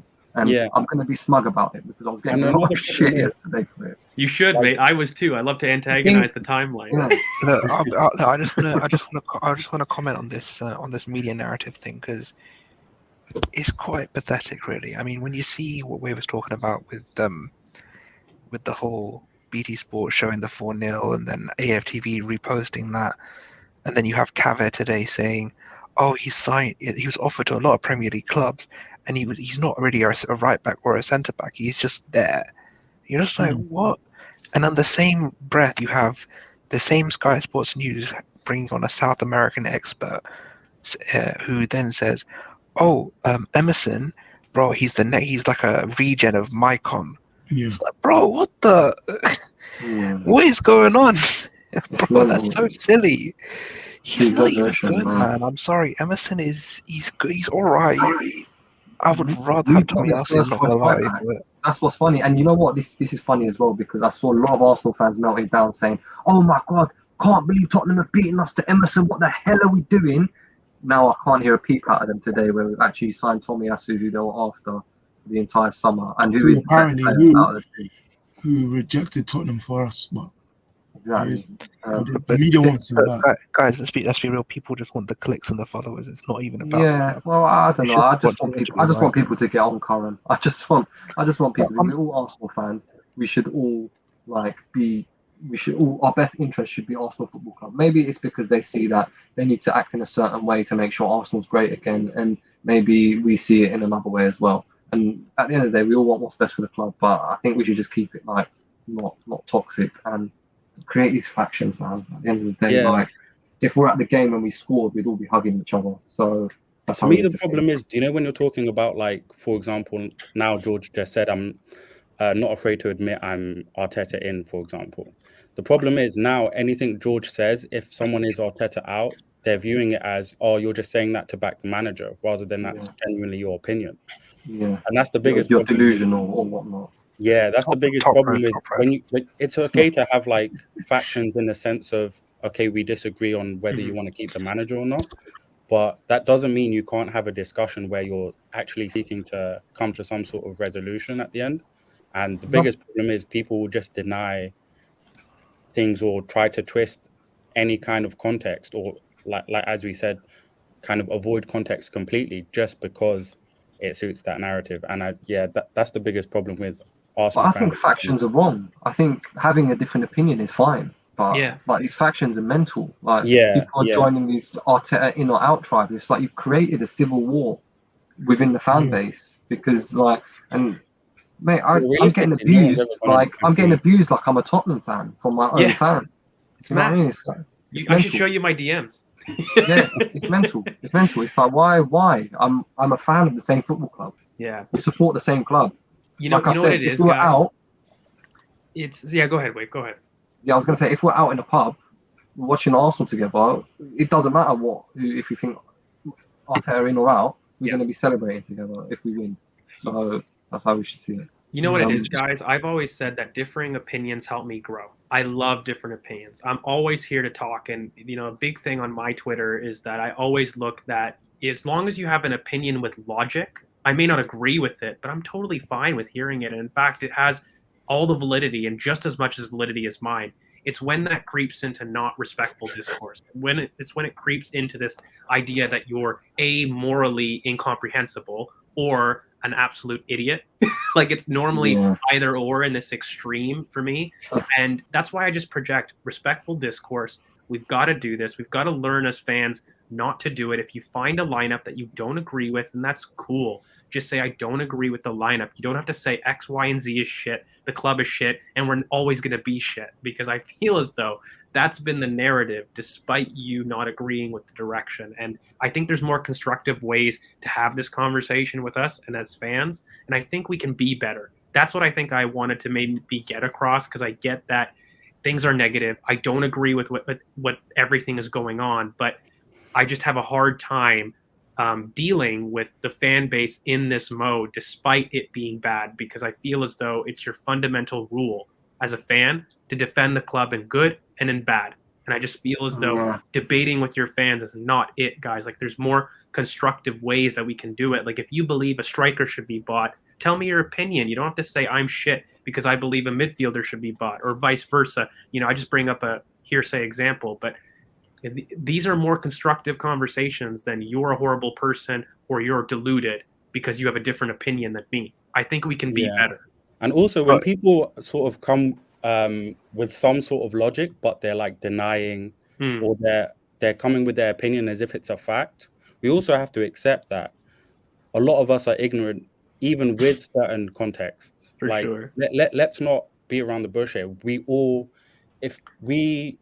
I know there's like an Amazon documentary coming out, for example, but that's going to be heavily edited.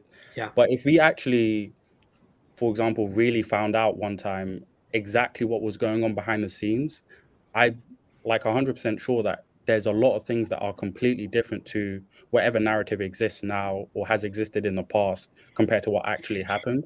So let's not put our opinions forward as fact when at the end of the day, even if you truly believe something and you can argue it with a certain amount of logic and context, at the end of the day, it's not like it can't be fact because we genuinely don't know certain things. And like, as we saw yesterday, certain things play out after the fact, you know, with the Nketiah or the Maitland-Niles situations, where you see after the fact that there were certain things played out that we just had no idea about. But when I was like talking to people yesterday, they were putting it forward, obviously making it the discussion along the lines of Arteta in or Arteta out, but they were putting their opinion forward as if it was fact on that basis, and that's just totally wrong. Like, we're all ignorant, so Yeah. to some extent. Yeah. Sorry, I turned it into like this weird slam the club, but I don't know. It was just the last couple of weeks have been absolutely like insane for me. But I don't know. Maybe we can transition to the right back for me. Where, speaking of which, we are a little bit ignorant, guys. I'm going to be honest with you. I don't know this man great. I'm like many people. I think we'll refer it to Curran mainly because I've seen highlights. I have my like very surface level opinion on it, which I think is great. But I don't know, Curran, do you want to maybe talk about Tomiyasu a little bit more, and we can get our opinions on it?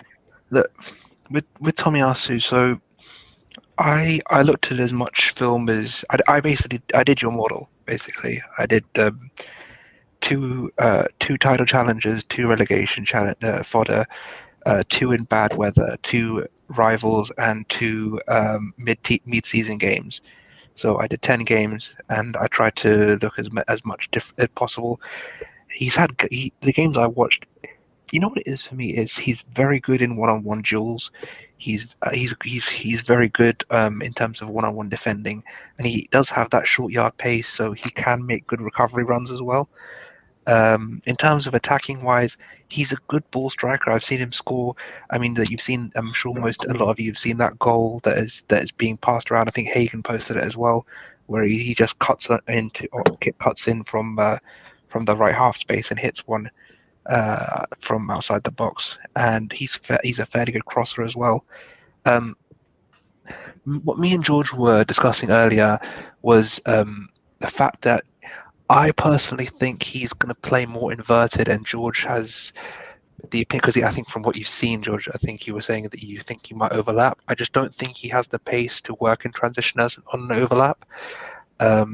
I think he hasn't got that elite long yard bait, long distance pace. He has that burst, and a lot of his runs come from central midfield as well in build up. So you can see him coming from that from the right half space just past the center line is where he likes to hover, and then he'll join the second action and try and either make a run to draw in the fullback, or he'll overlap on the outside. So he does have the ability to do both, but he's most comfortable sitting in the half space and just try to ping balls around. He reminds me a bit of like if you crossed Cancelo with Chambers, if that makes sense. Like if you cross, like, because you know how Cancelo just sits in the half space and just kind of pings balls around. If you take that ability, but you add a bit more, you add a bit more power, pace. He doesn't have that quality that Cancelo has, but he has that ability to just stay and just sort of quarterback from that space. What worries me is the lack of transition control that he'll give you. I don't think he's someone that you are going to be looking at to be sort of an overlapping 3-5 monster. I think he's someone that's going to come in a bit more. He's going to try and pull, make defenses collapse in on him and try and free up runners around him. And in defence, he's actually someone that I'm quite impressed with. I think he's one of the better defensive fullbacks I've seen. But I do want to reiterate that he's someone that I don't really see being that sort of pacey right back that's going to just make overlapping runs consistently again and again and again. I see him being more of sort of inverted, pull into the half space and sort of help up and build up and really affect the game that way. Agreed with Archie here. He is tall. He's 6'2", and he is good in the air. And a lot of people want, if you want to look at what he's done, I would point to you to 2 games in particular. I think it was Parma away and the Juventus game. I think it's at home, when he literally took Ronaldo out. He almost did like a Park Ji-sung type of game against him. He just sort of went after him and took him out of the game. He did very well against Ronaldo. So if I was going to summarize, just very good defensively. He's a bit I wouldn't say narrow, but like sort of he's a bit one or two dimensional in attack, but it does have good qualities and he does have things to improve on. I just worry about the pace in long-term transitional control. That's my main issue with it.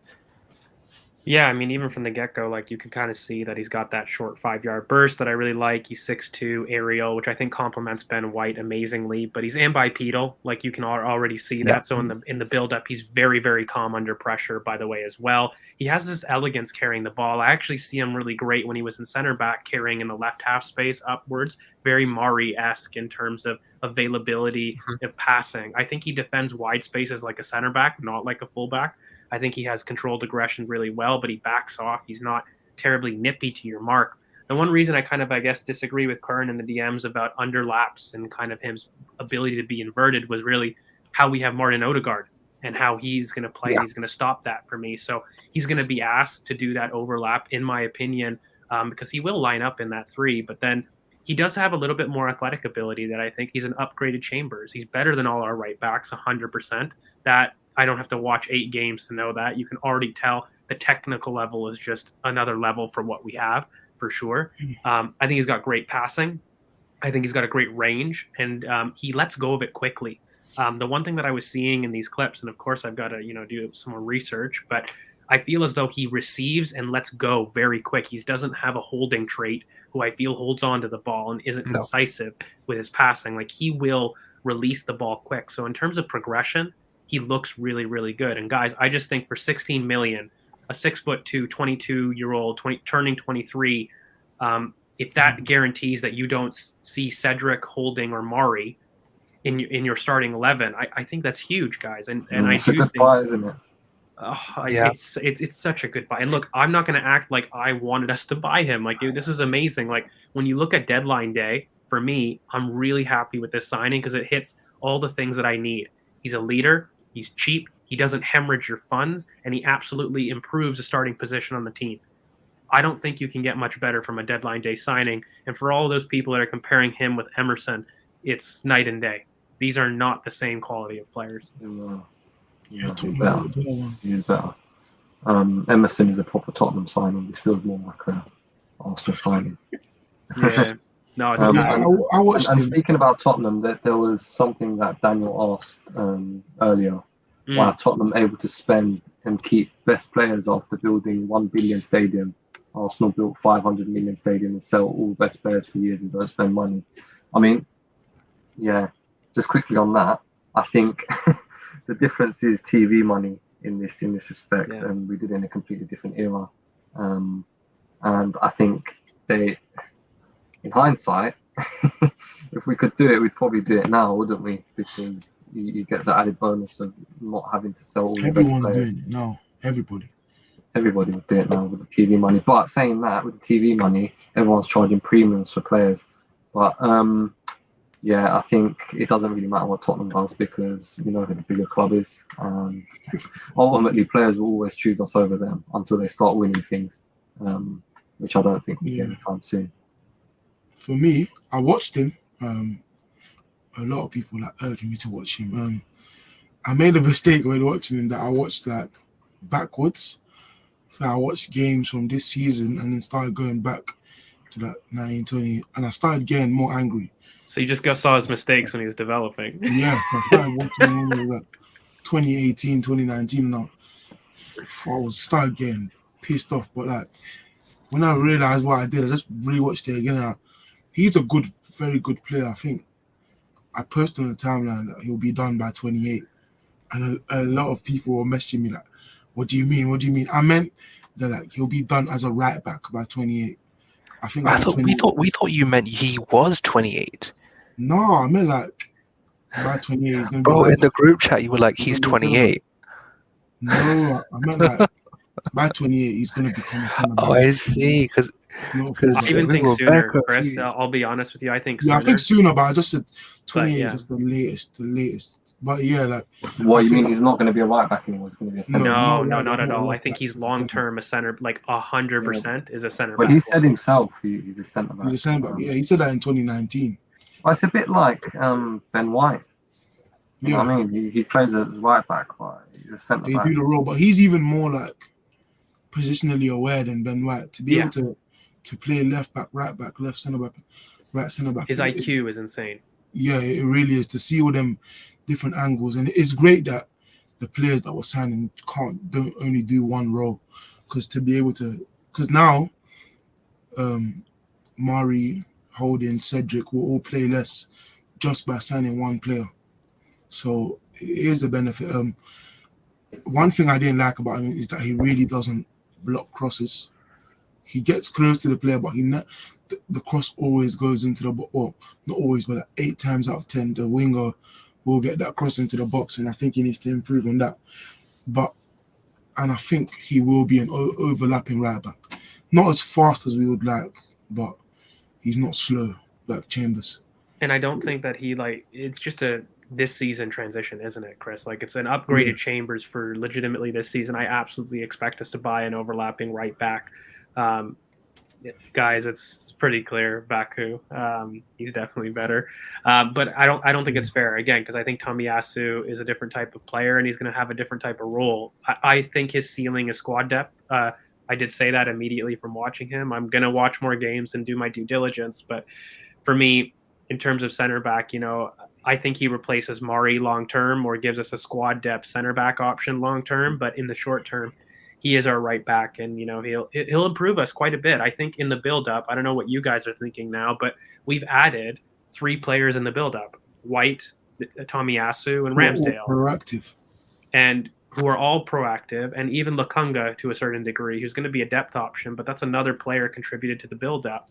And when you look at it, Tavares is another outlet who, if we're going to commit to this idea of one fullback attack, one hang back for a little bit, depending on the ball side, it just screams smart management. So I was very, very happy with the Tomiyasu. I actually think that he will have probably the biggest impact for squad to price ratios in our window. So for £16 million, he'll probably have the biggest impact on our team because he's going to be starting basically most of the games. And I think for build up, I think he's just going to be very, very crucial. I don't think he's going to be stellar.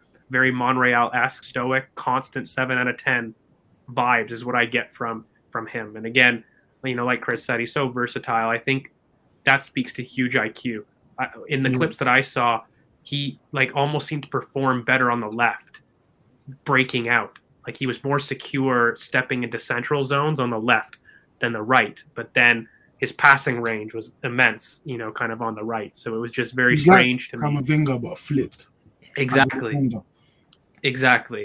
So for me, it's a great signing. I didn't expect it, I'll be honest with you. And I think it's the best we could have got. I don't know what other people's opinion on the panel is. I don't know. Do you guys think there could have been better, or what's your opinion on Tomiyasu? Me personally, I already mentioned I haven't seen him really at all, other than a few comps that came out today. So yeah, I'm completely ignorant on how good the player is, but at the same time, it's going to be hard to not be an upgrade, essentially, especially when we saw what we saw against City from 0 out of Cedric. 10. That was a 0 out of 10 performance from Cedric. Yeah, and also to be honest, I was always sort of hesitant with the fullback market. I know, or right back market rather. I know some people, like George mentioned, Baku, do like him as a player, but I also haven't seen him. But in terms of overall, the amount of options that were out there, we obviously definitely needed a right back, but I wasn't too convinced on many of the options. So I do think, especially for the price that you're getting him and his versatility, if he could even long term become a centre back, it's a good option in terms of upgrading in the short term, but leaving room in the long term to still buy another right back and upgrade again. What do you think, Zico? To be honest, I was keen on Trippier for a while and Baku, but Baku just didn't seem he was gonna come this season. This came out of nowhere, to be fair, because nobody was actually linking us with any right backs. We were just looking in the market. The market was quite slim for right backs. Trippier would have been a good option for me personally, but that deal was too expensive. With the Bologna player that just come in right now, he looks very comfortable on the ball, and his passing ranges are quite good. When I was watching some clips of him, he drifts into the middle mainly, and he can also play inverted and outverted, which is quite good, and he complements Ben White a lot. Yeah. I think that's the biggest thing for me because, like, when you look at a defensive unit, right? I feel as though we've now can put out a front four or a back four rather that complement everybody's weaknesses. Yeah. So, Tierney's going to leave a lot of gap, but we've got a Gabriel who can step forward, and then we have Ben White, who maybe is not the greatest in the air, but he's surrounded by two players either side that are great in the air. And I just feel as though Tomiyasu, he may not have the quickest pace, but Ben White's a really great stopper, sweeper. So I feel as though that we've got a lot of flexibility in the back line, and we never have to see the Man City lineup again, which is really helpful to me. I feel that's what I feel that this does, in my opinion, that with everybody fit, it really gives us defensive flexibility, and that's not something I think we could say for many, many seasons. So I know that we didn't get maybe the most flashy signings, but this definitely opens the doors. I mean, Ben White could play DM, guys. Like, if we've got everyone fit, and it opens up. I'd rather not see that though. I'd rather not, but he can, and just like Tomiyasu can play right back, and he probably will, but he can play left center back. He can play right center back. Ben White right back, right center back, DM. I just that we're getting versatile players. Yeah, and the thing with the Tomiyasu signing is it does seem like it's like a well-considered move as well. Yeah. Like, for example, like you mentioned, the Ben White aerial ability. Now with Tomiyasu, that's null and void pretty much. All right, we might be in a situation where he does miss a header, but it's better than having two players like Cedric. Imagine Cedric and Ben White, or Bellerin and Ben White. Do you think Ivan Toney does what he does at Brentford with him? Definitely not. Probably not. Definitely not. And you know what? If the rumours of Ben White being out the night before was true, that kind of explains him dropping an absolute stinker as well. But yeah, on the thing, quickly, like a reason why a lot of us wanted Trippier was that, he's old enough that if you get another right back next year, it doesn't do anything. And with him coming in, he's so versatile that buying another right back is not out of the question. Yeah, it doesn't kill buying another right back next year, which is a good thing. We're gonna talk a lot more about all the clubs on Friday, but do you want to talk about outgoings? Outgoings. It's poor. It's poor. Wait, why don't you go before? Because I know you might have to leave soon. Yeah, well, no, I was just going to say, what I've said like a million times. Expected better. I didn't expect better from Eddie. I knew this was going to happen. I don't want to be this "I told you so" guy either. But I think the club were a bit naive to trust someone who has no track record, and then the only track record he does have is far from flattering. And this window is a clear sign that he shouldn't be a technical director going forward. And I don't want to be the guy either, like calling for people's jobs, but I think if we want to move forward as a club, we need someone with a bit more experience and a bit more efficiency, and someone who's actually good in their role. Maybe one day Eddie will be a top technical director, but if we're going to have the management team so inexperienced, you need some people who are experienced. Vinay is a first-time CEO. Arteta is a first-time manager. Edu is a first-time technical director. You need some sort of experience in that, especially in the technical director role. And I think out of everyone, out of those three, Edu's probably done the worst job. And the lack of outgoings it's clear of that. I know it's not all completely his fault, because you look at the Eddie situation. He was about to go, and then it was like personal terms that meant he stayed. And the Kolasinac situation, where the club are happy to let him go, but he's obviously well within his rights to expect being paid off, especially after seeing his buddies get paid off to leave the club. So it's not all his fault, but I think maybe 80% of it is. And you know my opinion, Wave. I think there's a head to roll for all of this, right? I think 100%. Josh is here for a reason, and I don't think he comes without. I've said it on streams in the past. I really think Edu's going, and I can't disagree with you. I think with the window shut, I can let my feelings be known about Edu without saying that I haven't given him the benefit of the doubt. I think it's been horrendous. I was basically done last January when he didn't get the backup left back that we absolutely needed, and there were ones available. Like, it wasn't like we couldn't do it. And he wasn't able to get it over the line. And I think, you look at this set of players. I don't know, Chris, I'm going to keep it tight because it's just poor. It's just poor. You know, I think Joe is possibly the only deal I'm like, okay, it's not even good because I wanted more money and I didn't want Joe to go. But you know, with a sell-on clause, that deal does become bearable. You know, it's definitely going to be 30 million plus pounds in time. But right now it's 25 million pounds for a goal-scoring midfielder that I think we lacked, right? Like, I think he could have been useful. And I love Joe in terms of his potential. So it's tough for me. And all of these guys needed to go, but separately, you know, Guendouzi and Mavropanos are probably guaranteed outs. But, you know, the ones on the left here, Saliba, we don't know, uncertain situation. Whoops, my lights are going. And then Reece and Hector, you know, on loan. So I'm happy that Reece got an extension, by the way. I think that is very important. Keeps the asset strong, but it's not good enough. I think if I had to give it, it's why my transfer window is a 6 out of 10, mainly in everything. I think we got some good deals.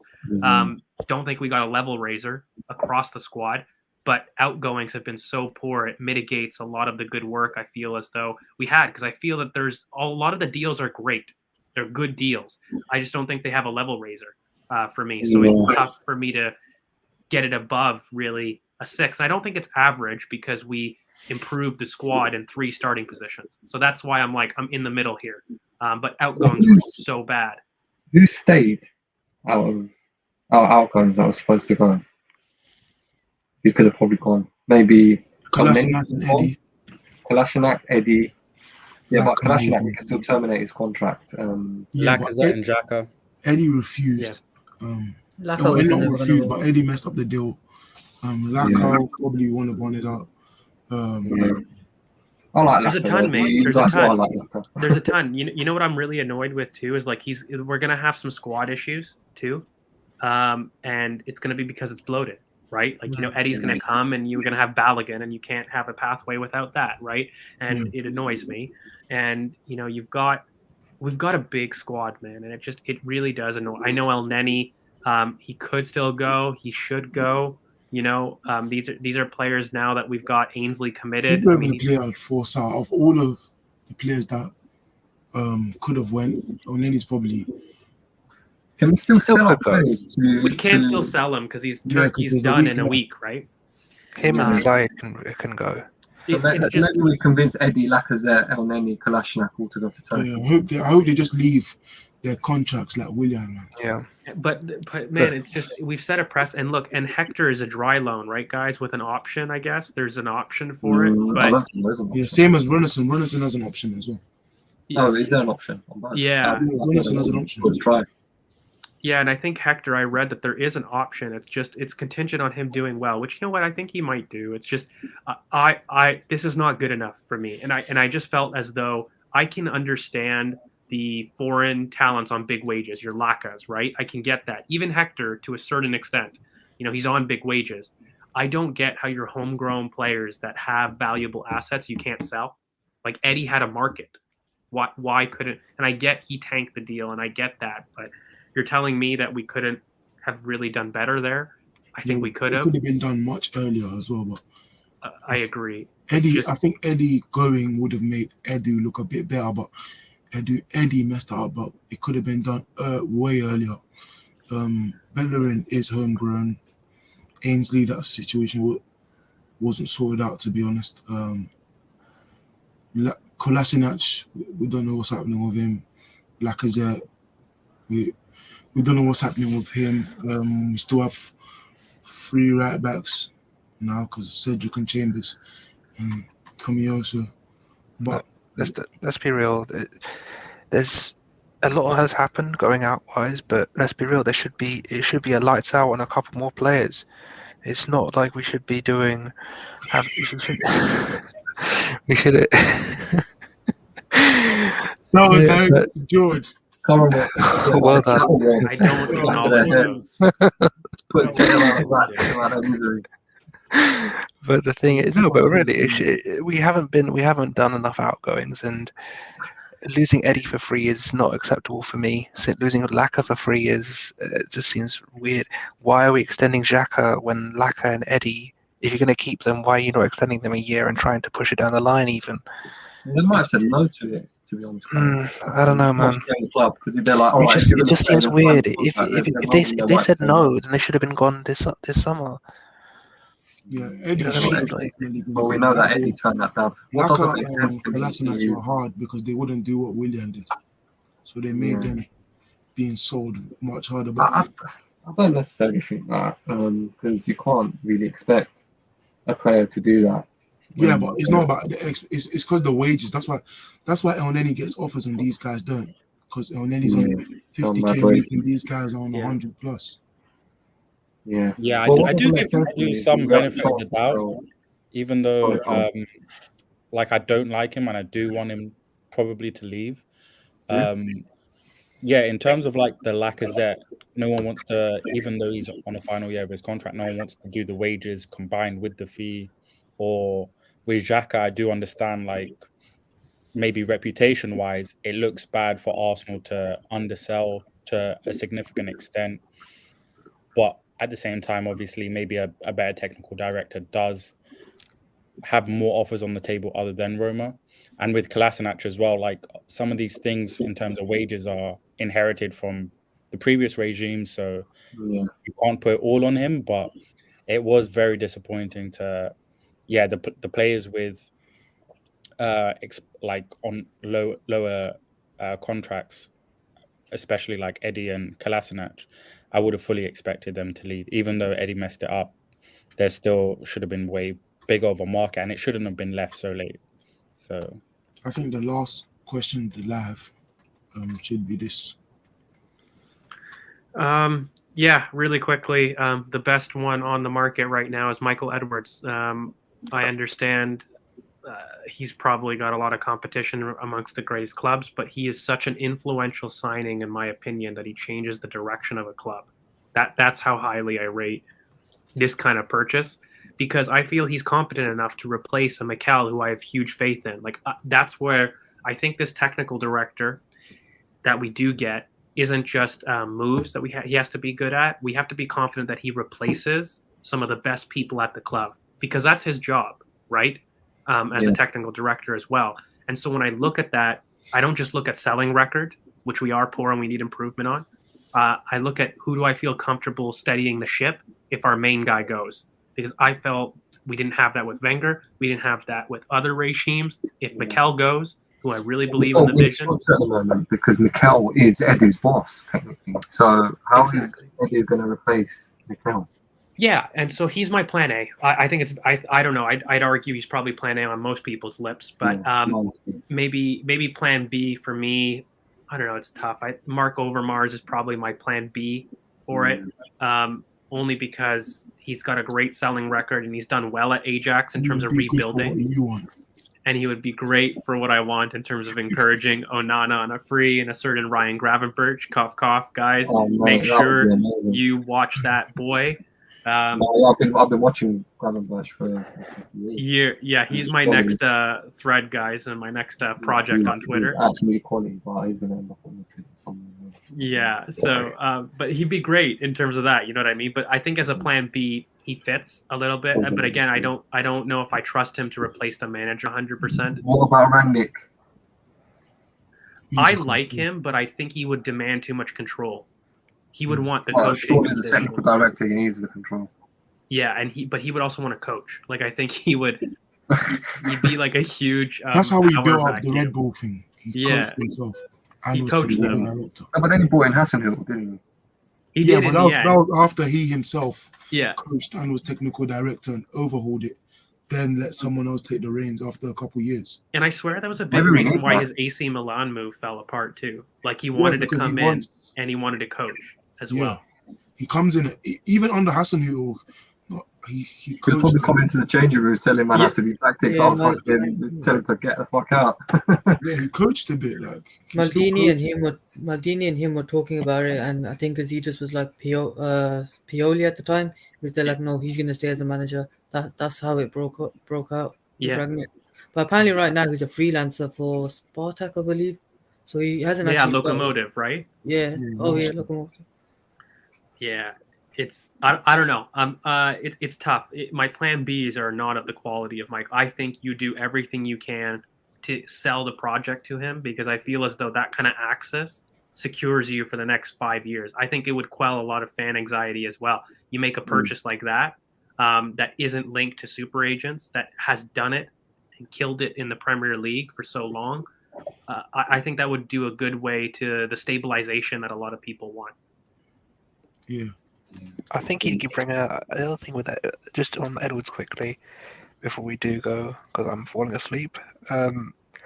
The thing with Edwards is he'd give a different dynamic to the Garlic Lewis partnership as well, because he has a shrewd eye for selling in any market. If you look at some of the deals, the Brewster deal is a perfect example, or some of the deadwood he's got rid of, even things Solanke like for 19 million. Solanke, a perfect example.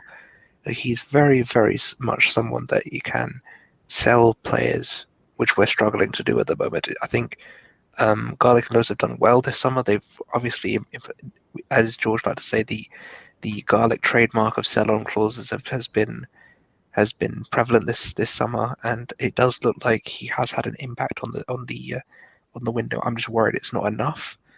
And I think to have someone like Edwards guy come in and just raise the reputation of the back behind the room staff as well would actually give you something that's a completely different dynamic.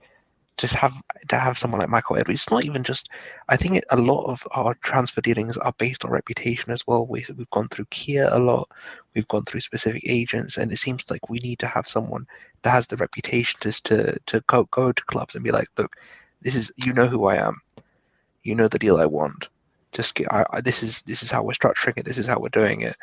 Let's get it on the table and get it done. Because at the moment we're just sort of like iffy with it, and it doesn't seem like we're going in like properly. You know what I mean? Yeah, and to piggyback quickly on what Corin's saying, I think when you look at Edu being someone who's maybe more of a contacts man, having someone who's instead more of a football man and really has that eye for talent can really help in terms of, I think, especially because obviously this window was great, at least in terms of expenditure. But when we look at us in the long term, we're not going to be able to spend the way we have this window. Like, so if we're probably in a few windows time at least going to revert back to the more sustainable model that maybe also mirrors, as I mentioned previously, like Liverpool's model, which is there's less investment, but we require sort of more shrewd signings or shrewd sales and things like that. Then Edwards, yeah, like he's already done a sort of identical job to what would be necessary for Arsenal in the long term, at least. Yeah, and I think probably that's it. We've been here for an hour and 53 minutes. Yeah. An The hour. turmoil of the summer's done, the window's done, it's international break. I'm not going to enjoy international football, it's shit. I want to wait for the next team to the Premier League come back tomorrow or today now. Our Ramsdale video is coming up. I think someone's echoing, by the way. Friday, we're doing a big space. All fans come on to talk about your teams.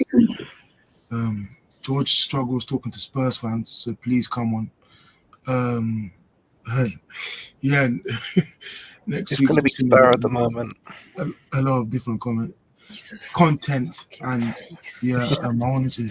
We've got Karen, George, Zico, Wave, and Samuel, who's been here for the first time. Well, I don't know how he managed to stay here for this long, but yeah, kudos to him. No worries, man. No, I definitely enjoyed the discussion. Obviously, it was a late call up, but yeah, yeah, I'm happy to have a good like end to the whole mess that has been this these transfer sagas in this window. So yeah, now we can focus on the season. Yeah, follow everybody on Twitter. Follow BOP40 on Twitter. Subscribe to the channel. Get us to 550 subs. I think we're 10 away, 9 away. Yeah. Just subscribe anyways, guys. Let's get it up to higher. Like we can shoot a little bit higher than 550. Just keep it going. Like, comment, subscribe. Make sure you follow all the boys on Twitter, on TikTok too. You know, we'll all get to do a dance one of these days. They'll get them to do a dance one time. If they're gonna do dad jokes, I'll do a dance. Okay. Yeah. When we get up to 1K, I'll definitely do a dance. But I'll do one sooner if we can get more to. You got that, 650. Yeah.